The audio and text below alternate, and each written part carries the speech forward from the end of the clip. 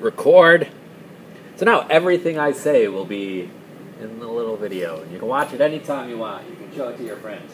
So what chapter are we doing today? Chapter 6.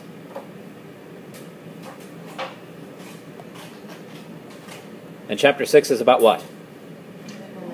Momentum.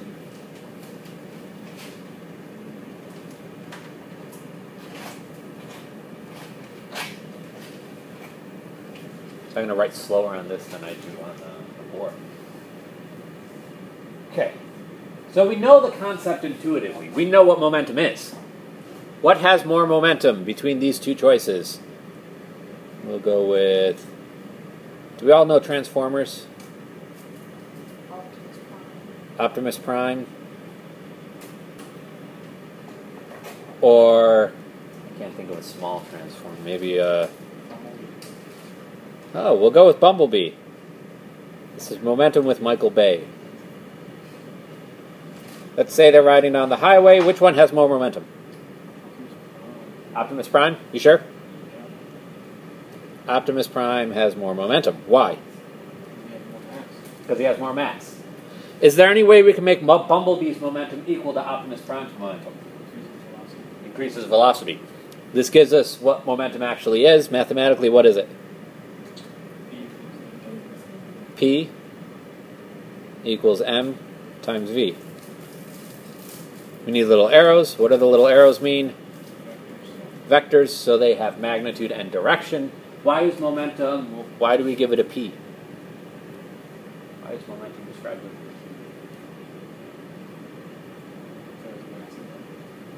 Because what? Because mass is m. Nobody?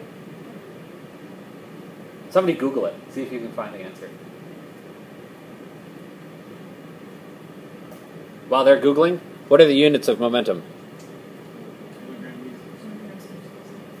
Equals kilograms, which comes from the mass, and meters per second, which comes from the velocity. Kilograms, meters per second. Do these units have a special name? Kilogram, meter per second, something special. I'm seeing one person answer.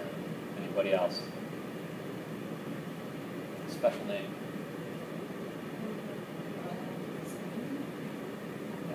No special name. Kilogram, meter per second. Nothing special about momentum. Momentum sucks. It's a vector. That's why we have these little arrows. Vector. And what direction does it go? It goes in the same direction as velocity.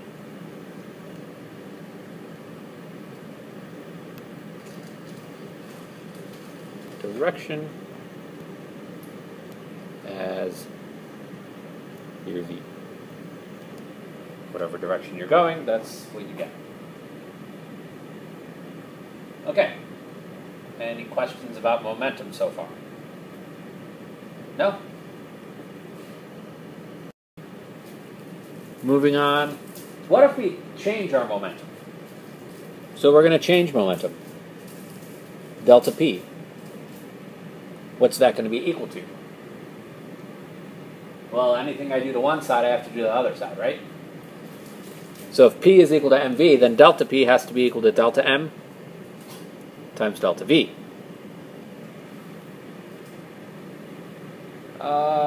What's special about mass? What's special about this right here? It's what? It's constant, doesn't change. So that doesn't really make sense to have a delta m.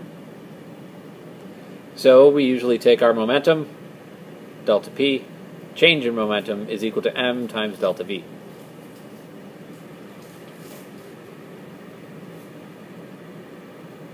How can we rewrite delta v? It's what? Vf minus vi, okay.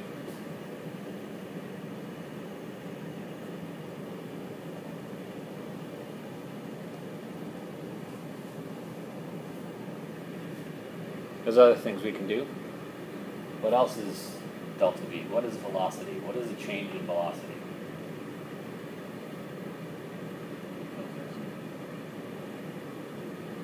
V is delta x over delta t. Okay.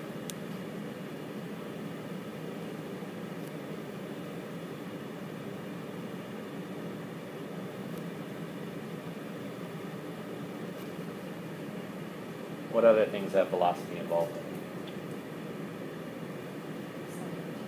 Acceleration? How does acceleration relate to v?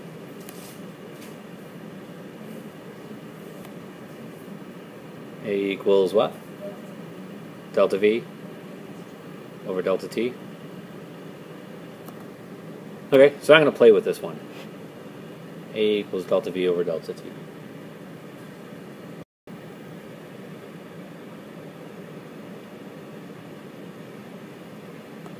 We solve this for delta v. How do I do that?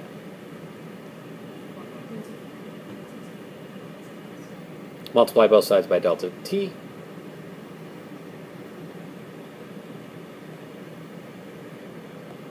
And so this gives me A delta t is equal to delta v. Right? So this gives me delta p, which is equal to m times delta v. Carries on to give me delta p is equal to m times a times delta t. What's m times a? Is force is equal to delta p. So a change in momentum is a force times a change in time, which is impulse.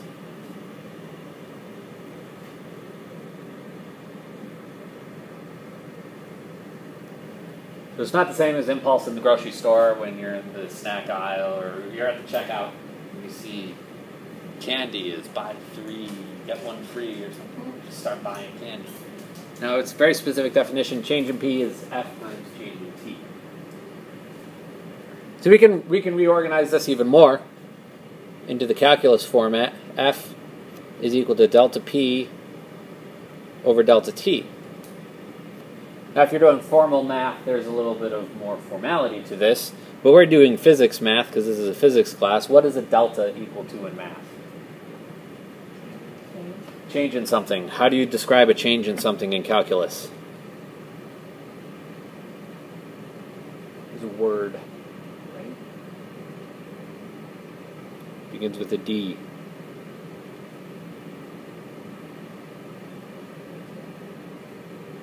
Say it louder. Derivative. That's such a derivative answer. So you can get F is equal to dP dt. We've seen this already. When did we see this? Just going over some of these laws. Whose laws tell us this? Newton's laws. Which one of Newton's laws? This is Newton's second law. This right here is the original definition that Newton used. He didn't care about delta P, delta T. He was all about derivatives. He was all about dP dt. This is why he invented calculus, to have this definition of force. Okay? So any questions on impulse? Impulse is a change in momentum. Think we can handle impulse? Okay, then let's see if you can. Conservation of momentum. Momentum is equal to a camel. Why is momentum equal to a camel? I'm just playing with stuff now. Momentum equals camel. Why? Because they wait. They conserve. What do they conserve? Camels can go without water for a long time, so what do they have to hold in? They have to hold in this water. When you get rid of water, what are you doing? You're losing mass. Well, a little bit. What else are you doing? They conserve P. They conserve their P. Oh my Get it? So conservation of momentum. Momentum is conserved just like energy. The momentum before something happens is usually equal to the momentum afterwards. This is true in a very specific situation, in the situation where there are no external forces. What other law applies only when there are no external forces? It's one of Newton's laws. Which one of Newton's laws? That's not one of Newton's.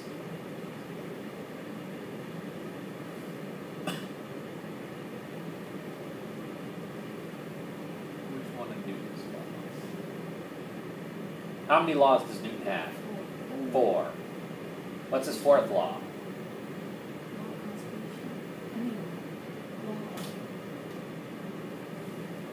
Demo? Ready? Gravitation, the law of gravitation. Does that have external forces acting? Yeah, what force? Gravity, okay. Newton's 3rd law. What's Newton's 3rd law? Action, reaction. For every force, there's an equal and opposite force. Does that have forces acting? Yep, absolutely. It has the word force constantly throughout it. Newton's 2nd law. What's Newton's 2nd law? That's his 1st law. So what is inertia?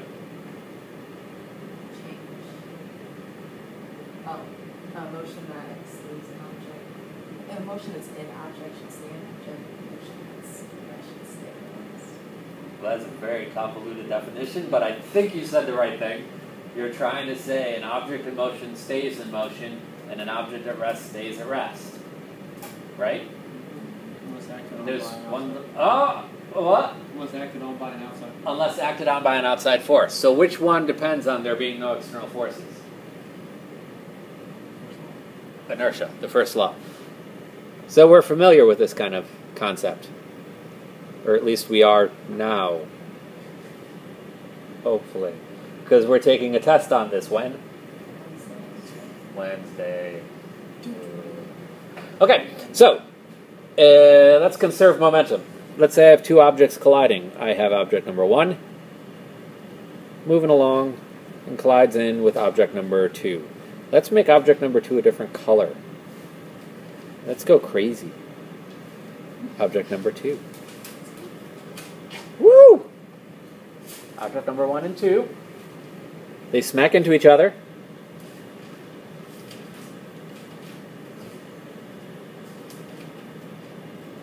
What happens when I'm playing pool and I take 2 balls and I hit them head on with each other? Do they just stop? One stops and the other moves. Sometimes. What else can happen? They can bounce off of each other so they can both bounce backwards. Hopefully, if you're a good pool player, the idea is to make one move and one stay still. I am not a good pool player, so I always get snickers when I say this. So my balls are going to bounce off of each other. So the balls bounce back.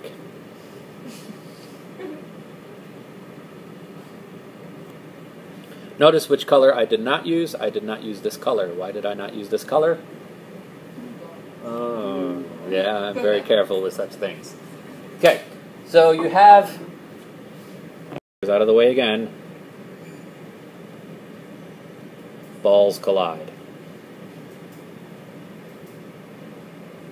They bounce off of each other. So if they're bouncing off of each other, if they're hitting each other, they're exerting forces. They exert forces.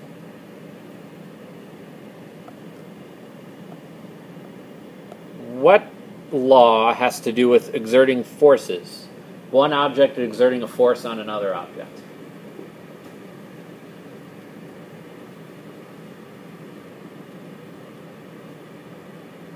These are going to be fun exams to grade. Third law? What does the 3rd law say? Every action has an equal opposite reaction. So every force, let's say the force of the first ball on the second ball, has an equal and opposite force that is exerted upon it. Is equal to the force of the second ball on the first ball. This is Newton's third law. Force of 1 on 2 is equal to the force of 2 on 1. So let's do some fiddling with this. How can I rewrite force in terms of momentum? I can rewrite it in terms of impulse. So the change in momentum of 1 on 2 divided by how much time it takes is equal to the negative change in momentum of 2 on 1. Again, over the same time frame. They're both hitting each other for the same amount of time. So I have time on both sides of this equation. What can I do to time? Time cancels out on both sides, so I don't have to worry about time. So now I know, and this I know from Newton's third law, that change in P12 is equal to negative change in P21. Yeah? That's pretty clear. So change in P12 equals negative change in P21. I can write this out a little bit more. Mass of the first ball times velocity of the first ball final minus the mass of the first ball, velocity of the first ball initial. That's the change in momentum that the first ball exerts on the second ball. This making sense? Good, good. Equals negative mass of the second ball, velocity, second ball, final or initial? Final. I want the change in momentum, so I want the final minus the initial. Minus mass to velocity to initial.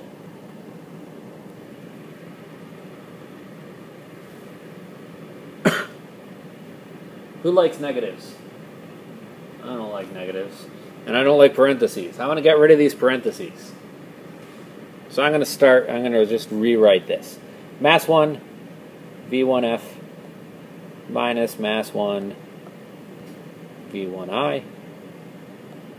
And that's the first ball, equals negative mass 2, V2F,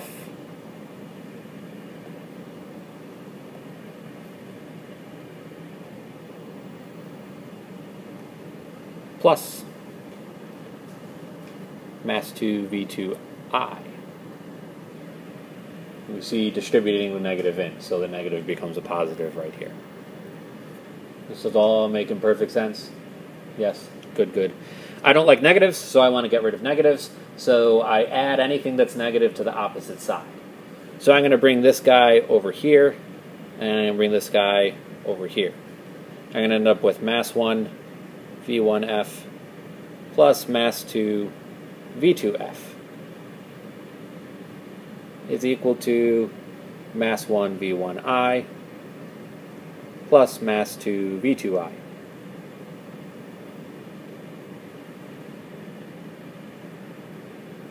So this is the momentum of the first ball, finally, plus the momentum of the second ball, final, is equal to the momentum of the first ball, initially, plus momentum of the second ball, initially.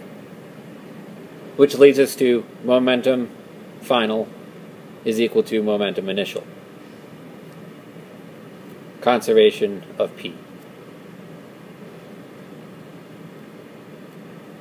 Momentum is conserved. Yeah? There are different ways that momentum can be conserved. In collisions, there's 3 different types of collisions you can have. What 3 different types of collisions can you have? What's the most common one? Inelastic. What's conserved in an inelastic collision? Conserves momentum and kinetic energy. What's the special case of an inelastic collision? There's a special type of inelastic collision where the things stick together. Perfectly inelastic.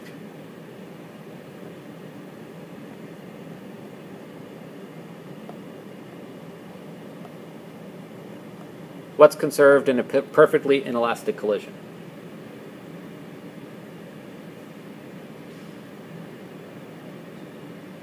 We're all getting really bored and we're letting me make typos. Find my typo.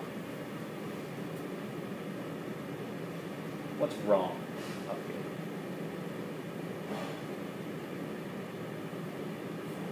Maybe we can get to it if we talk. What's conserved in a perfectly inelastic collision? Momentum and kinetic energy. What was that? Kinetic energy isn't conserved? There is a type of collision where they're conserved. Where is kinetic energy conserved?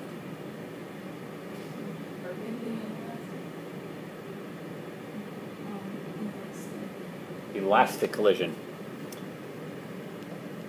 So in elastic collision, momentum and kinetic energy are conserved. So what does that mean for an inelastic collision? It's just momentum. So what's conserved in a perfectly inelastic collision? Momentum. But then why is it called perfect? What makes a perfectly inelastic collision different than an elastic one? Momentum is conserved and objects stick together.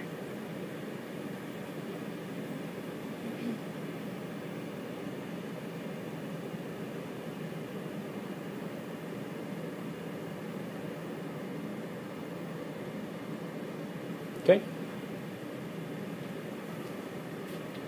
I have other types of collisions. I could have a glancing collision. Let's do it.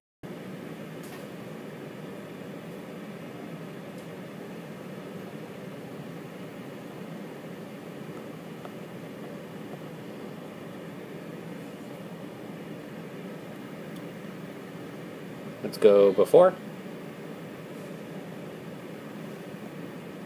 I have a little ball. It's going to have a mass 1, and it's traveling along with some initial velocity initial. And it's going to smack into this second ball. Mass 2, and mass 2 is just sitting there, not doing anything. And then these two things, they're going to collide into each other. They're going to collide and have mass 2, a little bit more space. Mass 2 is going to bounce, and mass 1 is going to bounce in a different direction. Okay. Mass 1 is going to have some mass 1 or final velocity. Mass 2 is going to have some final velocity. And they're both going to go off at two different angles. We'll call one of them theta. We'll call one of them phi.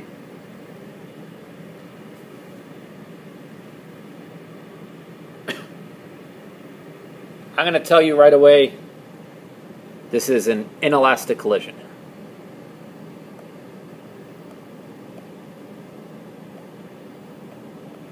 So what's conserved? Momentum's conserved. Do they stick together? When would they stick together? If it's perfectly inelastic. So now I want to know what is, what should I ask? What are the equations that I get? What are the final equations that I would use to figure out momentum before and momentum after? So if we have this, what is the initial momentum here? What's the initial momentum before everything happens? Right up here. What's my equation for my initial momentum?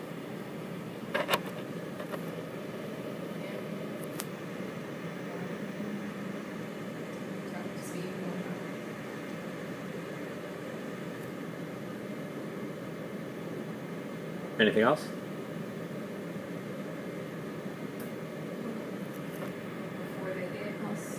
Before they hit.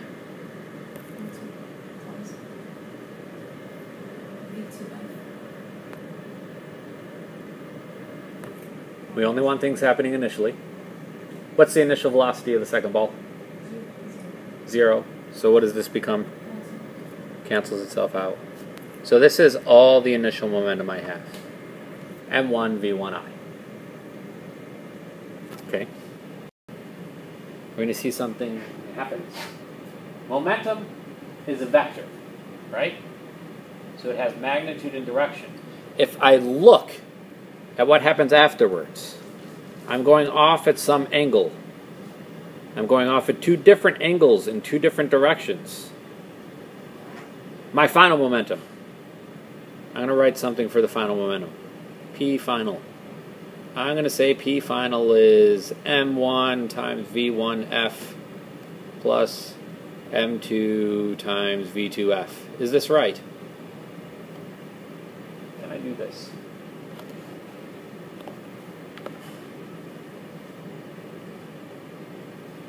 One person saying it's right.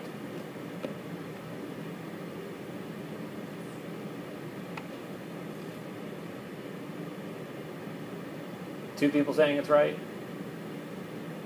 Three.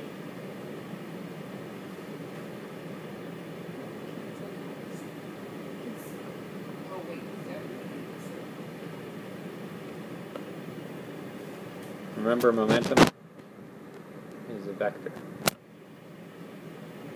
Anytime we see a vector and we see an angle, something like this, what have we done for the past 3 chapters whenever we see something that looks like this? Trig functions. So we need to break it into what directions? X and Y directions. So momentum, you have to break up into the X direction and the Y direction. X and Y. Did I do that here? No. So is that right? No. Cannot do that. So for the final, looks to me entirely everything in the X direction. Yeah. So I know momentum is conserved, so P initial has to be equal to P final.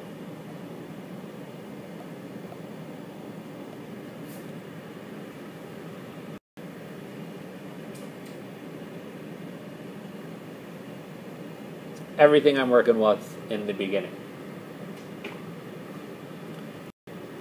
For the final momentum, let's take our 2 little balls. One of them going off at this angle.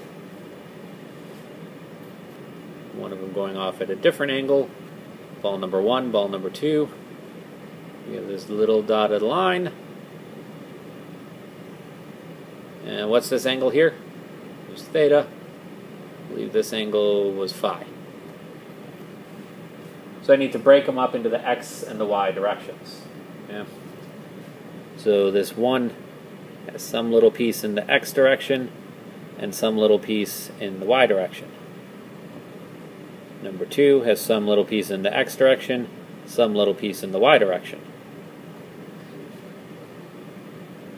So what's happening in the X direction here?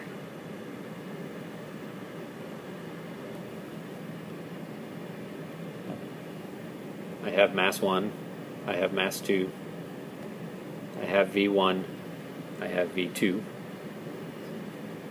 How do I get Px? It's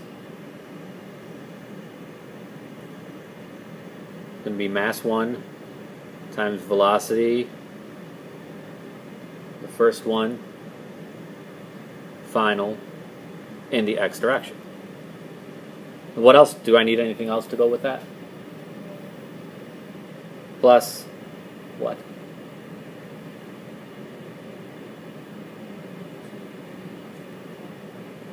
Mass 2, V2 final in the X direction. So I need to account for the momentum of both of these. Mass 1 is going off a little bit in the X direction. Mass 2 is going off in a little bit in the X direction. So they each have momentum in the X direction. I need to account for those. And if I do the trig to account for these, then I will get Px is equal to mass 1 times V1 times cosine of theta plus mass 2 times V2 times cosine of phi. We should be very good at doing these trig functions now, at breaking something up into a triangle. X direction is cosine, usually x direction, or y direction is usually phi. So let's go back to the very first thing that we did. Let's go back to this first momentum. Mass 1, V1I. Was there any direction associated with that? What direction was that going in? Going in the x direction? We is entirely for the x direction. So let me write down on my momentum, conservation of momentum in the x direction. For the x direction, P initial in the x has to be equal to P final in the x. P initial in the x was M1 times V1 initial in the x direction, which was just M1 V initial. And this has to be equal to M2 times V, or sorry, let me do it in order.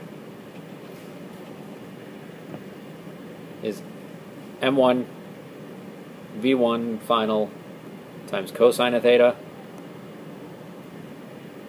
plus M2 times V2 final times cosine of phi.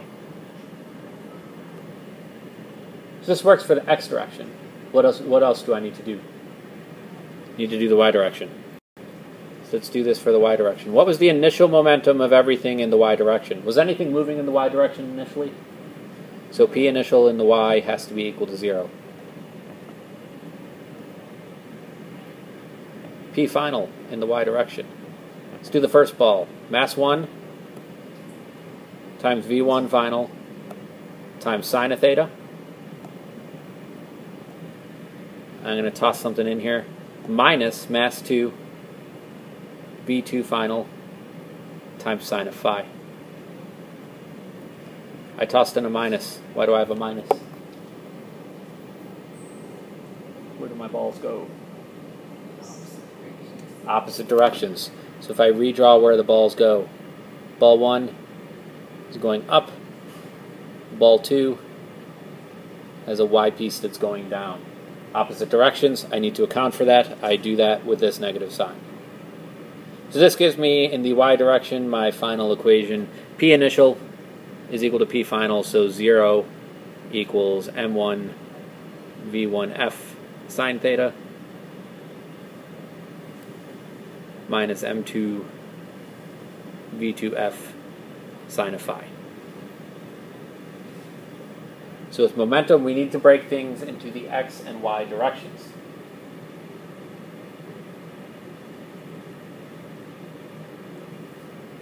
Any questions on this? We need to break into x and y and do them separately, do the components separately. I now told you this collision is elastic. What's conserved in an elastic collision? P, which we've already taken care of, so P we don't have to worry about, and kinetic energy. So kinetic energy is conserved. That means kinetic energy initial, before the collision, is equal to kinetic energy final. There's something very useful about doing problems, solving problems using energy. What's the difference between kinetic energy and momentum?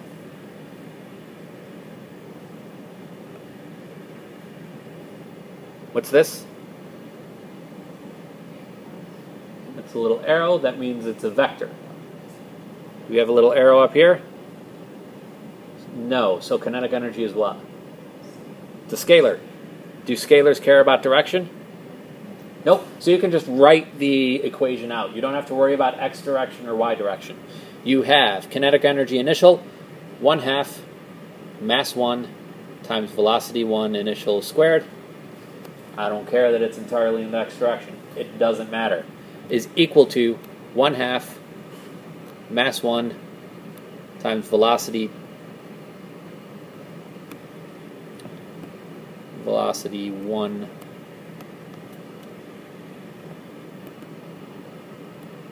final squared plus 1/2 mass 2 velocity 2 final squared. This is why whenever you have a choice, and sometimes you will have a choice of how to solve a problem, you should always use energy. Energy is easy. Energy is direction independent.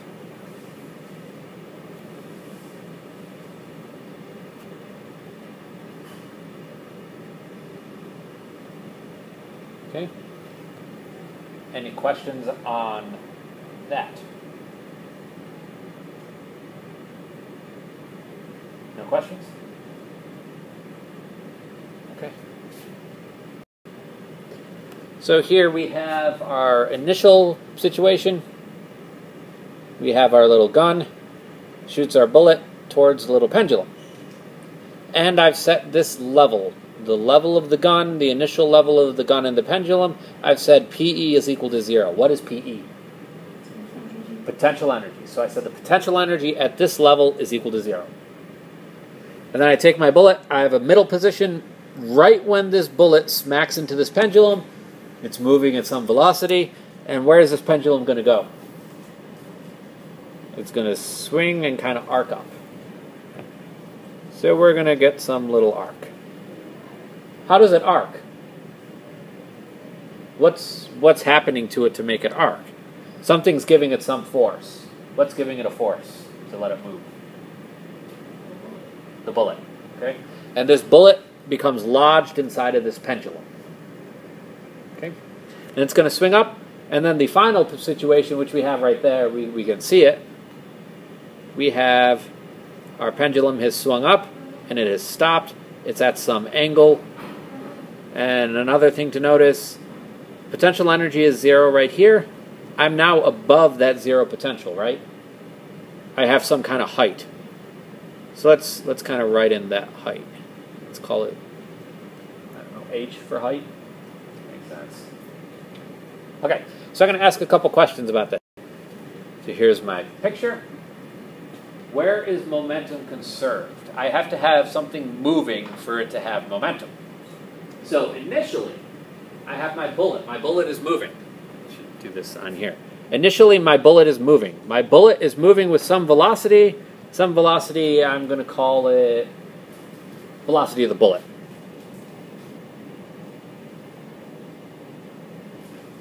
Yeah. So my bullet is traveling at some velocity. I can measure how fast that is, or actually that's what I'm trying to figure out. I'm trying to figure out how fast is my bullet, how strong is my gun. So I need to figure out that velocity. How about here in the middle situation? In the middle. Is there anything moving in the middle? Once the bullet hits the pendulum, are there things moving? Bullet hits the pendulum, and what does the pendulum do? Pendulum swings up, so the pendulum's moving. The bullet transfers its momentum into the pendulum, right? So this pendulum is going to swing up, and it's going to swing up at some velocity. I'm going to call it velocity of pendulum.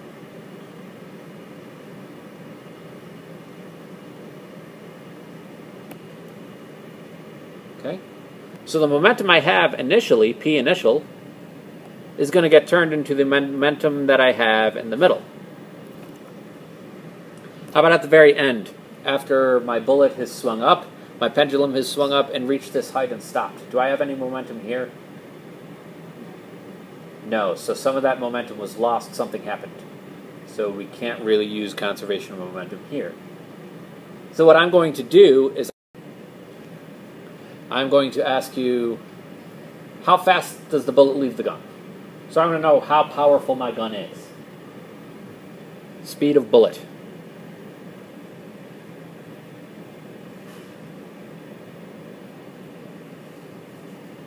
How do I find that?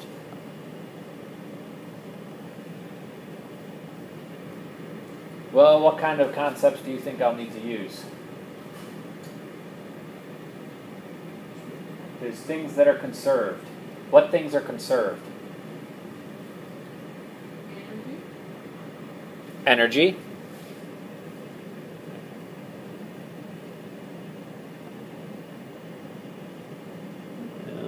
energy initial equals energy final.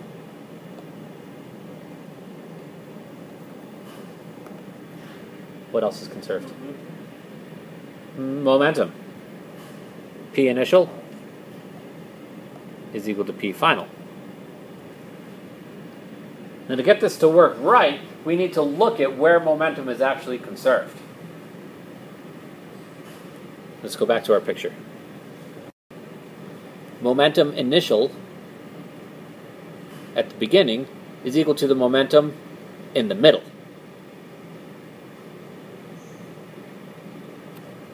Does that make sense? The momentum when I shoot the bullet. So what is that momentum when I shoot the bullet? What's the momentum in my bullet when I shoot it? Well, it's going to be the mass of the bullet times the velocity of the bullet. That make sense? Okay. And the momentum in the middle, right when my bullet gets lodged into my pendulum. So what's the mass of that situation? When I take my bullet and I stick it inside of the pendulum, what's the mass going to be? It's got to be the mass of the bullet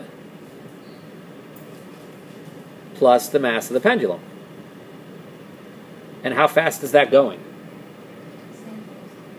This is the velocity of the pendulum. So the bullet and the pendulum are going at the same velocity. It's VP. My goal here is to figure out how powerful my gun is, how fast my bullet's going, so I need to solve this for VB. So I can divide by MB and find VB is equal to mass of the bullet plus mass of the pendulum divided by the mass of the bullet times the velocity of the pendulum. So let's take stock of what I can measure. What are things that I could go and I could measure right now? I could go weigh it before I do this experiment. What could I measure? Could I measure the mass of the bullet? Could I measure how big that little ball is? Yep, I can measure that one. Check. Mass of the pendulum. Can I measure how heavy that pendulum is? That little pendulum nut thing?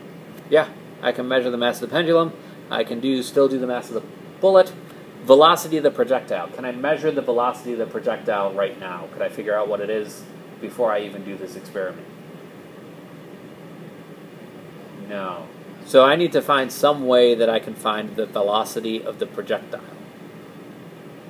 I've done everything I can with momentum. So what am I going to turn to?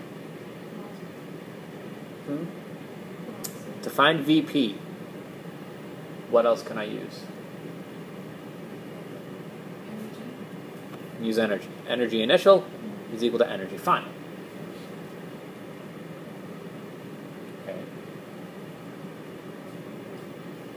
So let's look at the final energy. E initial, energy initial, is equal to energy final.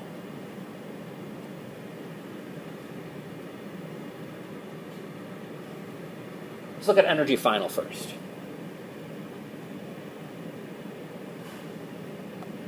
That's when I have my pendulum, it is swung up and reached some certain height. So we can draw that over here. A pendulum with my little bullet inside of it, and I've reached some certain height h, above the ground.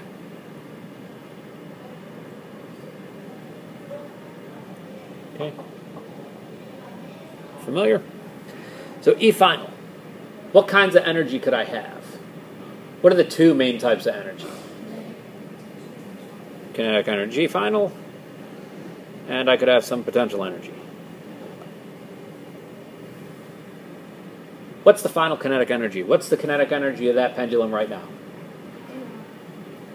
Is what? 0? Why is it 0? Kinetic energy of that thing right now. How much kinetic energy does that little pendulum have right now? How would I calculate it? What's the equation for kinetic energy? 1/2 mass. What's the mass of that thing?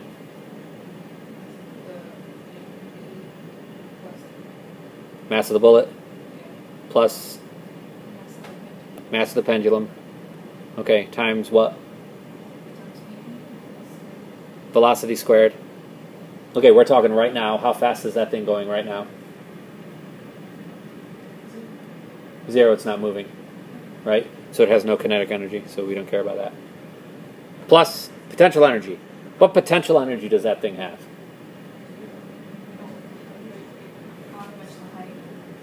If we're down here, we have 0 potential energy. But I'm some height, right? I am some h. So what is my potential energy? H? Is that it? What are the units of H?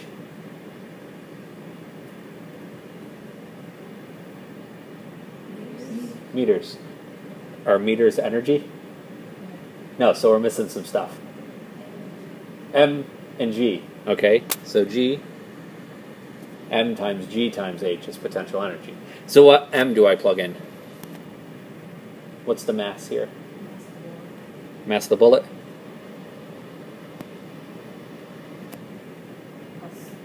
Plus the mass of the pendulum. Okay, let's take stock of what we know here. Energy final. I know it's got to be equal to energy initial. We'll come to that in a second. Let's see what things I can measure. Mass of the bullet, can I measure that? I can weigh the bullet. Mass of the pendulum, can I measure that? Yep, can do that. Height, G, do I know what G is? Yep, that's constant. The height of that bullet right now, can I measure that? Yeah, I can go with the ruler, I can measure H. So I know I can measure the final energy that I have. Now I need to look at initial energy. What's the initial energy inside of this thing?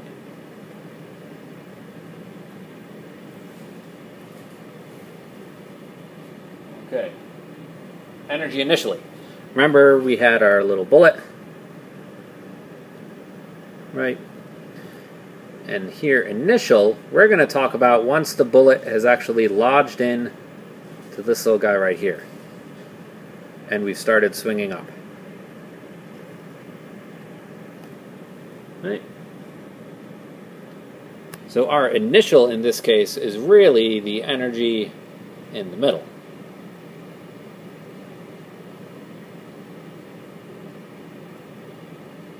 So what is that initial energy that I have? Kinetic energy initial plus potential energy initial. What's the initial potential energy here?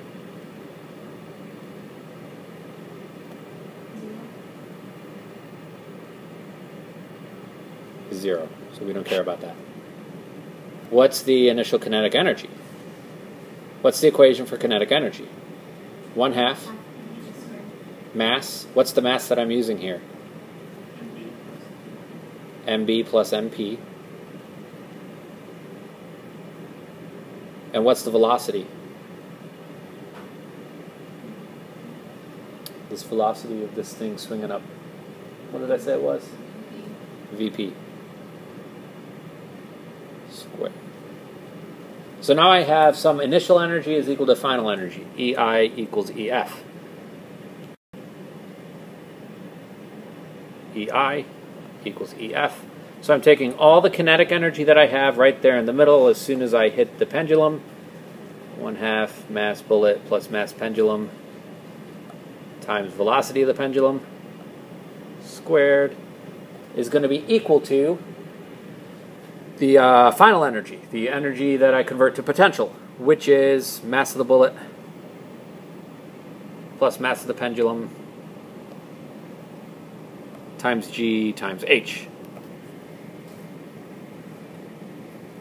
My goal from this all along has been to find what the velocity of the bullet was. I needed to know what the velocity of the projectile was to do that. So this energy equation is letting me figure out what that is. Solve this for VP. I have mass of the bullet plus mass of the projectile on both sides, so they cancel out. I can multiply both sides by 2. Multiply both sides by 2.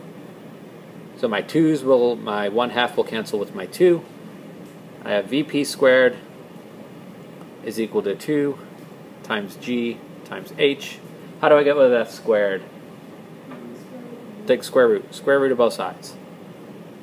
So VP is equal to the square root of 2 times G times H. Yeah? So if we go back and plug this into our original equation that we had for velocity of the bullet, we got this equation from the from conserving momentum, was the mass of the bullet plus the mass of the projectile divided by the mass of the bullet. All masses that we can measure times square root of 2 times G times H, where all I've done is plug in VP. Let's take stock. Mass of the bullet, I can measure, I can weigh the bullet. Mass of the projectile, I can take the mass of the projectile. Mass of the bullet, we already said I can weigh the bullet. 2 is a constant. We all know what 2 is. G, what is G? Gravitational constant, 9.8. H, I can measure that height. So I can now find the velocity of this bullet. Just by measuring a few things in the ballistic pendulum.